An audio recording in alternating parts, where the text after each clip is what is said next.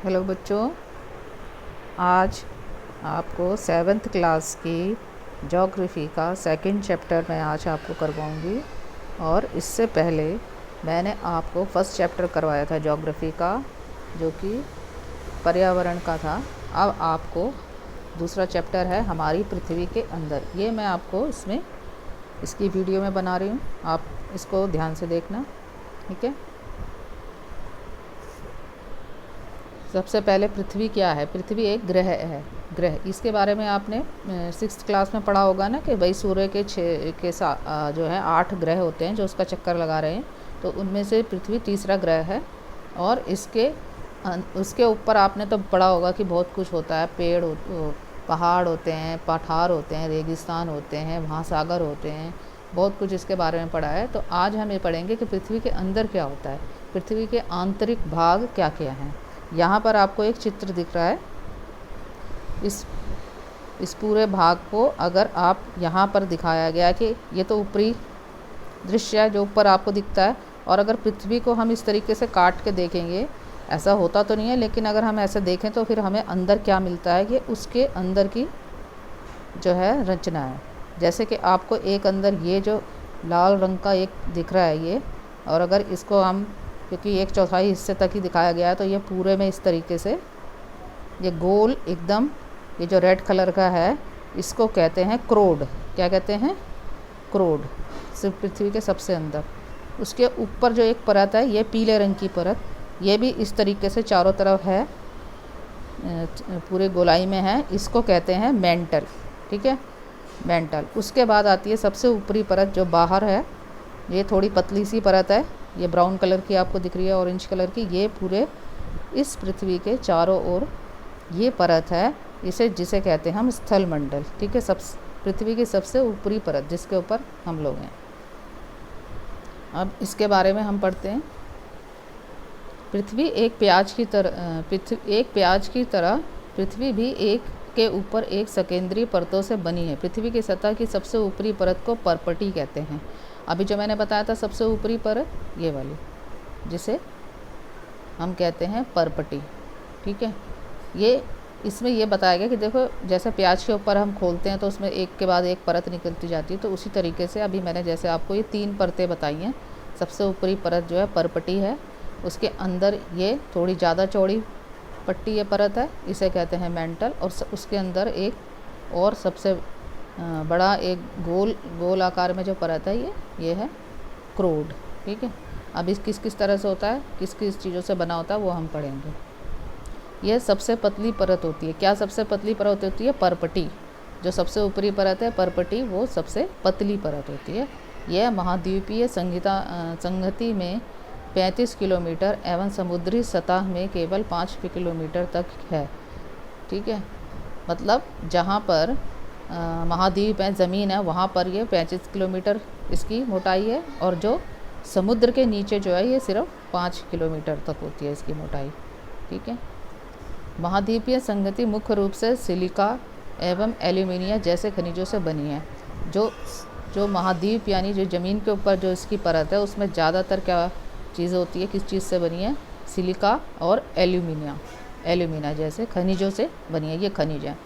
इसलिए ऐसे हम Cl भी कहते हैं। C से सिलिका और L से एल्यूमिना। महासागर की परपटी मुख्यतः, अब महासागर की परपटी जो है वो सिलिका एवं मैग्नीशियम से बनी है, इसलिए इसे सीमे, C से सिलिका, मैं से मैग्नीशियम कहा जाता है। अभी आप इस चित्र में भी देख सकते हैं, ये जो है महासागर है, तो महासागर की भी काफ़ी मोटाई रहती है, तो ये करीब 30 किलोमीटर हो जाएगा। और उसके नीचे आपकी जो बताई है उसकी परपटी, ये 5 किलोमीटर हो जाती है। तो ये वाली बनी है सिलिका और मैग्नीशियम से, और जो महाद्वीपीय परपटी है ये है ज़मीन के ऊपर जो है ये है सिलिका और एल्यूमिना से बनी हुई है। ज़्यादातर इसमें ये खनिज से इसकी रचना है। अब इसके आगे पढ़ते हैं। परपटी के ठीक नीचे मेंटल होता है, जो 2900 किलोमीटर की गहराई तक फैला होता है। इसकी सबसे आंतरिक परत कोड है, ठीक है। अब ये तीनों परतों के नाम इसमें आ गए। देखो, सबसे ऊपर परपटी, और उसके नीचे आता है मेंटल, जो कि बहुत चौड़ा होता है, 2900 किलोमीटर। परपटी आपको बताई थी 35 किलोमीटर तक आ रही है। ठीक है। और मेंटल जो है 2900 किलोमीटर तक गहराई में है। और इसके सबसे अंदर वाली परत है क्रोड, ठीक है। एक बार फिर से इसको देख लेते हैं। इसमें आपने देखो सबसे अंदर वाली परत है क्रोड, उसके ऊपर ये मेंटल और उसके ऊपर ये परपटी। परपटी आपको बताई 35 किलोमीटर इसकी मोटाई। मेंटल की मोटाई बहुत ज़्यादा है 2900 किलोमीटर, ठीक है। और उसके अंदर आती है क्रोड, ये क्रोड है, ठीक है। अब देखो ये पृथ्वी के आयतन का केवल 1% हिस्सा ही परपटी है। अगर हम पूरी पृथ्वी का आयतन निकालें तो उसमें से सिर्फ 100 में से 1 हिस्सा ही परपटी का होता है। और 84% मेंटल एवं 15% हिस्सा क्रोड है। जब बताया था ना मेंटल की मोटाई कितनी है 2900 किलोमीटर तक है, तो वो 84% हिस्सा बनती है आयतन का, और 15% जो बिल्कुल अंदर का हिस्सा क्रोड है वो है। और पृथ्वी की त्रिज्या 6371 किलोमीटर है। अब पृथ्वी की त्रिज्या क्या होगी, जैसे कि आपने यहाँ देखा था, ये मान लो पूरी गोल है तो इसकी केंद्र ये है, अगर ये इसका केंद्र है। अब केंद्र से हम कोई भी लाइन अगर इसकी यहाँ पे परिमाप तक लाते हैं सबसे बाहर तक, तो ये इसकी त्रिज्या होती है, जो कि 6371 किलोमीटर बताई गई है। अब ये देखिए, अब क्रोड के बारे में हो रही है। क्रोड की त्रिज्या लगभग 3500 किलोमीटर, क्योंकि क्रोड जो है वो बिल्कुल अंदर का हिस्सा है, वो बिल्कुल गोल है, तो उसकी त्रिज्या 3500 किलोमीटर है। यह मुख्यतः निकल एवं लोहे के से बना होता है। इसे लिफे यानी निफे नी माने निकल, एफ जो है फे जिसे फेरस यानी लोहा होता है, ठीक है, कहते हैं। केंद्रीय क्रोड का तापमान एवं दाब काफ़ी उच्च होता है। जो केंद्रीय क्रोड जो आपको बताया है कि पृथ्वी के अंदर जो वो लाल रंग का आपने छोटा गोला देखा था, जो उसका जो है ना बहुत ज़्यादा गर्म होता है, वो बहुत गर्म हो रहता है उसका तापमान, और दाब जो है बहुत ज़्यादा होता है। अब पढ़ रहे हैं हम शैल एवं खनिज, ठीक है। शैल और खनिज कैसे बनते हैं पृथ्वी पर, वो देखते हैं।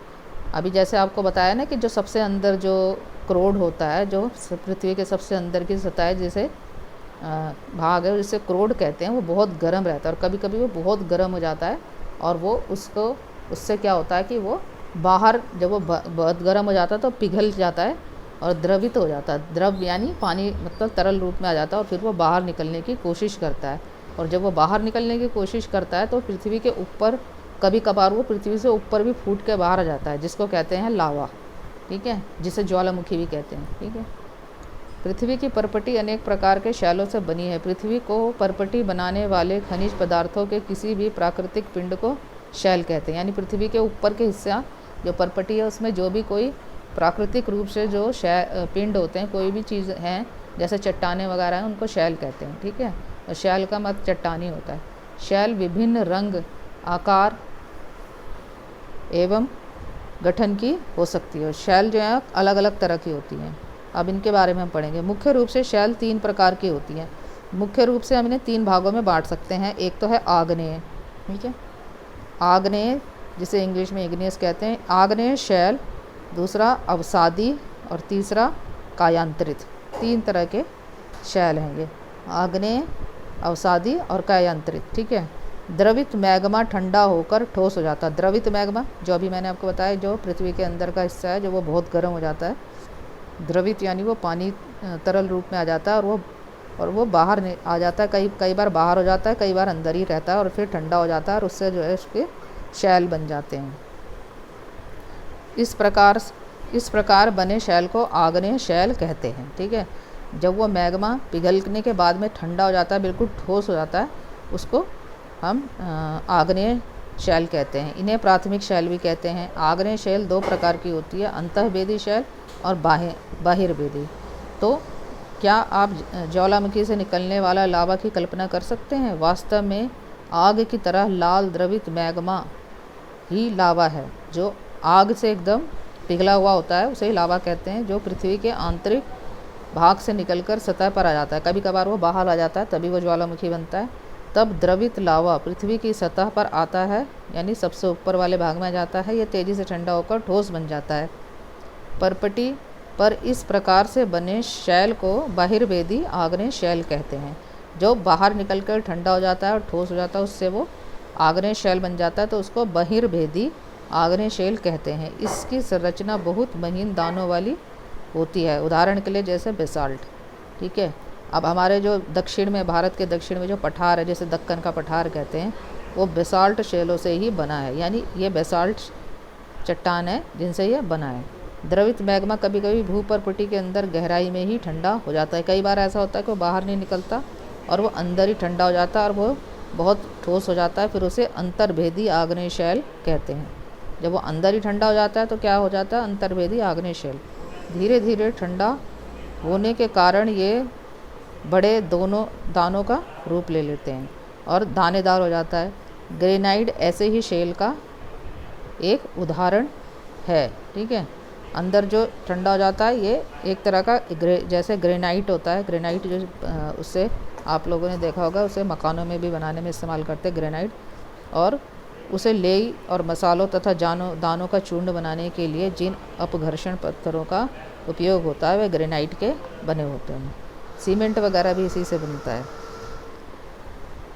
अब आगे देखते हैं। शैल लुढ़क कर, चटक कर, कई बार क्या होता है, अब ये जो आग्नेय शैल बन गए, ठीक है, जो सबसे पहले उसे लावा ठंडा होने से बनते हैं, तो फिर कई बार कभी पृथ्वी की सतह पर ये लुढ़क कर एक दूसरे से टकरा कर चकनाचूर हो जाते हैं और इनके छोटे छोटे कण बन जाते हैं, तो उनको अवसाद कहते हैं। क्या कहते हैं? अवसाद। अब ये दूसरी तरह का शैल बन जाएंगे। ये अवसाद हवा, जल आदि के द्वारा एक स्थान से दूसरे स्थान पर पहुंचकर जमा दिए जाते हैं और ये अदृढ़ अवसाद दब कर एवं कठोर होकर शैल की परत बनाते हैं। जब पहले तो ये छोटे छोटे कण होते हैं, फिर हवा और पानी से एक जगह से दूसरी जगह इकट्ठे हो जाते हैं और वहाँ पर जिसे कहते हैं ना, जम जाते हैं, और जमने के बाद में कठोर हो जाते हैं और परत बन जाती है। इस प्रकार की शैलों को अवसादी शैल कहते हैं। और फिर क्या बन जाते हैं? ये अवसादी शैल। अब आपने देखा कि आग्नेय शैल से ही जो है बाद में वो टूट कर छोटे छोटे कण में बदल गया और उसके बाद एक जगह इकट्ठा हो गया और वहाँ पर जम जाता है और उसी से अवसादी शैल बनते हैं। यानी पहले आग्नेय शैल था, उनसे अवसादी शैल भी बन जाते हैं। उदाहरण के लिए बलुआ पत्थर रेत के दानों से बनता है। अब बलुआ पत्थर क्या होता है? जो रेत के दाने दाने होते हैं वो एक जगह इकट्ठा हो जाएं और जम जाएं तो वो बलुआ पत्थर, लाल रंग का, जिससे कि आपने देखा होगा कई पुराने ज़माने की इमारतें बनी हुई, जैसे लाल किला वगैरह है, हुमायूं का किला है, ये और वो कुतुब मीनार भी है जो बलुआ पत्थर से बना है। इन शैलों में अब ये वाले जो अवसादी शैल है, इनके अंदर पौधे और जानवरों के सूक्ष्म जीवाणुओं जो कभी इन शैलों पर रहे हैं के जीवाश्मी हो सकते हैं। इसमें जीवाश्मी भी हो सकते हैं, यानी कीड़े मकोड़े, जीव जंतु, पेड़ पौधे, ऐसी जीवित जो कभी जीवित थी और वो फिर उसमें जो है दब जाते हैं और उनके जीवाश्म, यानी उनसे तो बचा कुचा होता है, वो जीवाश्म उसमें हो सकता है। आग्नेय एवं अवसादी शैल उच्च ताप एवं दाब के कारण कायांतरित शैलों में परिवर्तित हो सकती हैं। अब ये बताया गया ना कि आग्नेय शैल और अवसादी शैल जब बहुत ज़्यादा उसमें दबाव पड़ता है, वो धरती में दबते चले जाते हैं, तो उसके बाद वो कायांतरित शैल में परिवर्तित हो जाते हैं। अब जो 3 तरह के हमने आपको वो बताए थे, 3 तरह के शैल होते हैं। सबसे पहला था आग्नेय शैल। आग्नेय शैल से बन गए अवसादी शैल। अब आग्नेय और अवसादी दोनों जब बहुत सालों तक धरती पे दबे रहते हैं और तो वो क्या बन सकते हैं? कायांतरित शैलों में परिवर्तित हो जाते हैं। उदाहरण के लिए चिकनी मिट्टी, जैसे चिकनी मिट्टी, स्लेट और चूना पत्थर, ये सब एकदम ठोस हो जाते हैं बहुत दिनों से, बहुत हजारों सैकड़ों सालों से दबे और फिर वो क्या बन जाता है? देखो, संगमरमर में परिवर्तित हो जाता है। तो संगमरमर का पत्थर जो है वो कायांतरित शैल होगा। ठीक है। हर एक तरह के शैल के अलग अलग उदाहरण है। जैसे इसमें आपने आग्नेय शैल जो था, जैसे बेसाल्ट आया था इसके अंदर, ठीक है, और अवसादी शैल में आपने देखा जैसे बलुआ पत्थर वगैरह था, और कायांतरित शैल में आपने संगमरमर का देखा। ठीक है। अभी आप यहाँ पर एक चित्र देख रहे हैं जिसके अंदर यहाँ लाल किले का चित्र है जो कि बलुआ पत्थर से बना है और ताजमहल जो है वो संगमरमर से बना है। ये कायांतरित शैल का उदाहरण है और ये अवसादी शैल का उदाहरण है। ठीक है, शैल हमारे लिए बहुत उपयोगी है। कठोर शैलों का उपयोग सड़क एवं इमारत बनाने के लिए किया जाता है। आप पत्थरों का उपयोग कई खेलों में भी करते हैं। ठीक है, सड़क बनाने के लिए हम शैलों का जो ठोस होते हैं, ठोस चट्टानें, उनका उपयोग करते हैं। और खेलों में कैसे करते हैं, जैसे पिट्ठू खेलते थे या स्टापू भी खेलते थे बच्चे पहले ज़माने में। ये 7 पत्थरों को इकट्ठा करके पिट्ठू खेला जाता था, और या फिर 5 गिट्टियों से वो गिट्टे खेलते थे, तो आप उसमें इन पत्थरों का इस्तेमाल करते थे। अगर आजकल के बच्चे नहीं जानते इन बारे में तो अपने दादा दादी, अपने घर के बड़े लोगों से पूछ सकते हैं कि वो ये खेल खेलते थे। इन खेलों का नाम लेके आप पता कर सकते हैं, फिर वो आपको बताएंगे कि वो क्या क्या खेल खेलते थे पत्थरों से। इसके बाद आपको जानकर आश्चर्य होगा कि किन्हीं 2 निश्चित दशाओं में एक प्रकार की शैल चक्रीय तरीके से एक दूसरे में परिवर्तित हो जाते हैं।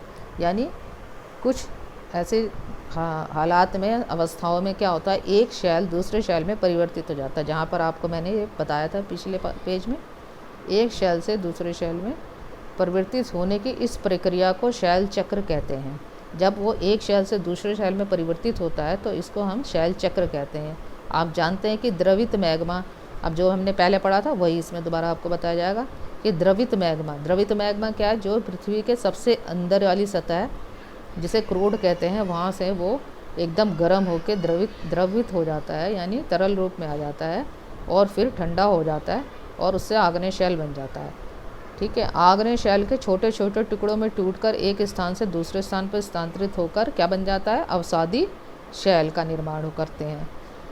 और ताप एवं दाब के कारणों से, अब ये जो अवसादी शैल हैं, ये ताप और दाब के कारणों से आग्नेय और अवसादी शैल कायांतरित शैल में बदल जाते हैं। ठीक है, अत्यधिक ताप एवं दाब के कारण कायांतरित शैल पुनः पिघलकर द्रवित मैग्मा बन जाते हैं। अब जब इसमें बहुत ज़्यादा तापमान और दाब बढ़ जाता है तो फिर ये दोबारा पिघल जाते हैं। जो कि कायांतरित शैल बन गए थे ना, ये दोबारा पिघल जाते हैं और मैग्मा बन जाते हैं। और फिर जब वो मैग्मा ठंडा होता है तो फिर दोबारा आग्नेय शैल में परिवर्तित हो जाते हैं। इस तरह की ये चक्र चलता रहता है। यहाँ पर एक चित्र है शैल चक्र के बारे में आपको बताया गया। देखो, मैग्मा ये पिघल के जो सबसे अंदर की परत है वो बहुत द्रवित होकर एकदम ऊपर की तरफ आती है और बाहर निकलती है, और ये ठंडी हो जाके फिर आग्नेय शैल बन जाते हैं।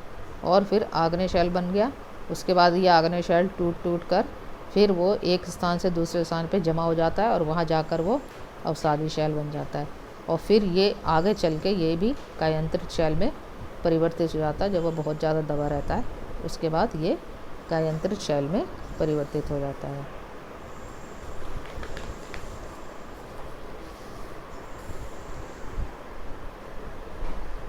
अब यहाँ देखते हैं, शैल विभिन्न खनिजों से बनी होती है। शैल जो चट्टान जिसके बारे में अभी तक पढ़ रहे थे, वो खनिजों से बनी होती है। खनिज जो होते हैं ना, बहुत तरह के होते हैं। हमारे आम जीवन में भी आप बहुत तरह के खनिजों का इस्तेमाल करते हो, जैसे कि नमक भी एक खनिज है। ठीक है, लोहा है, लोहा भी खनिज है। सोना, चांदी, पीतल, ये जो धातुएं, ये सब खनिज से बनते हैं। खनिज प्राकृतिक रूप में पाए जाने वाले पदार्थ हैं जिनका निश्चित भौतिक गुणधर्म एवं निश्चित रासायनिक मिश्रण होता है। खनिज मानव जाति के लिए बहुत महत्वपूर्ण है, क्योंकि बताया ना, क्योंकि ये हमारे आम जीवन में भी इस्तेमाल होते हैं बहुत ज़्यादा, तो इसलिए ये मानव जाति के लिए बहुत महत्वपूर्ण है। कुछ का उपयोग ईंधन की तरह होता है। ठीक है, जैसे कोयला, ईंधन मतलब जिन्हें जलाकर हम ऊर्जा उत्पन्न करते हैं खाना वगैरह बनाने के लिए या गाड़ी चलाने के लिए, लाइट, बिजली बनाने के लिए। तो इनमें कौन कौन से खनिज हैं ऐसे, जैसे कोयला, प्राकृतिक गैस, यानी जो आप गैस, जैसे सीएनजी का नाम सुना होगा आपने, जिससे गाड़ियाँ चल रही हैं। ठीक है, वो प्राकृतिक गैस, एवं पेट्रोलियम भी एक खनिज है। इससे भी जो है गाड़ियाँ वगैरह चलती हैं, मशीनें चलती हैं। ठीक है, और इनका उपयोग उद्योगों, औषधि एवं उर्वरक में भी होता है। जैसे इनका उपयोग कहाँ कहाँ होता है, औषधि उद्योग यानी इंडस्ट्री, हमारे कल कारखाने जो है उनमें होता है। औषधि मतलब दवाइयों में होता है। और उर्वरक मतलब जो खाद होती है या ऐसी चीज़ें जो खेतों में डालते हैं जिनसे कि हमारी फसल की पैदावार बढ़ जाती है, उन्हें उर्वरक कहते हैं। तो इनमें ये इन जगहों पर इनका इस्तेमाल होता है, जैसे लोहा, एल्यूमिनियम, सोना, यूरेनियम आदि, ये सब खनिज हैं जो कि हमारे शैल के अंदर मौजूद होते हैं। ठीक है, तो अब ये आपकी वीडियो हो गई है ख़त्म। अब आप इसको, इस पाठ को, 2-3 पेज का पाठ है, इसे आप 2-3 बार पढ़ो, और ये वीडियो आपको जब तक समझ आए तब तक 1-2 बार, 2-3 बार आप देख सकते हो।